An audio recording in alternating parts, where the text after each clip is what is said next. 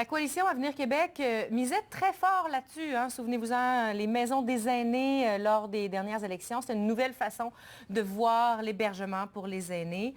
La première maison des aînés de la région verra le jour dans l'ancien Canadian Tire du secteur Cap-de-la-Madeleine. La bâtisse sera démolie pour faire place à ce nouveau genre de résidence. Pascal, on l'espère mieux adapté pour faire face éventuellement à une pandémie. Oui, on pense à la COVID-19 évidemment, mais aussi à d'autres maladies plus bénignes, mais qui peuvent affecter les personnes âgées comme la grippe. Donc, on a ajusté les installations pour ajouter des vestiaires, entre autres, plus de vestiaires pour le personnel de santé, plus de lavabos, aussi des sas surtout pour quitter les unités, pour changer d'endroit et se désinfecter avant de le faire. Des dépenses donc, mais des dépenses qui sont justifiées selon la ministre Sonia Lebel.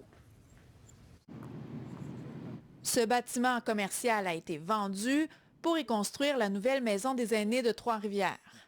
Aujourd'hui, on annonce ici à Trois-Rivières une maison de 96 places.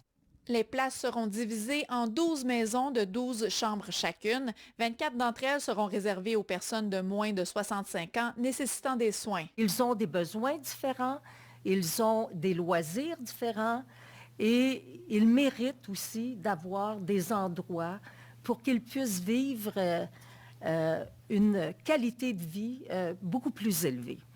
Pour le même prix qu'une place en CHSLD, les résidents auront accès à un véritable milieu de vie plus sécuritaire pour leur santé. D'avoir des unités de 12 places avec des cuisines par unité, des salons par unité, c'est à la fois meilleur pour le milieu de vie, mais également, on l'a vu pendant la crise, évite les déplacements. Et ça fait qu'une unité de 12 se ferme beaucoup plus facilement qu'une maison des aînés de 76 où les gens vont dans une salle à manger commune. L'emplacement choisi dans cette partie du Cap-de-la-Madeleine n'est pas anodin. Situé près de la rivière Saint-Maurice, dans le secteur le plus vieillissant de la ville, le maire affirme que le projet participe à la revitalisation du quartier. Il y a une valeur ajoutée, que ce soit au niveau économique, bien sûr, au niveau des retombées, mais aussi au niveau démographique, où on vient ajouter des gens, des familles, des proches aidants qui vont venir évidemment densifier les gens, la fréquentation de la rue Fusée et le bas du Cap. Le gouvernement estime que les chambres seront construites au coût de 600 000 $ alors que celles en CHSLD coûtent normalement 500 000 $. L'appel d'offres sera lancé en janvier prochain et la construction devrait être complétée pour septembre 2022.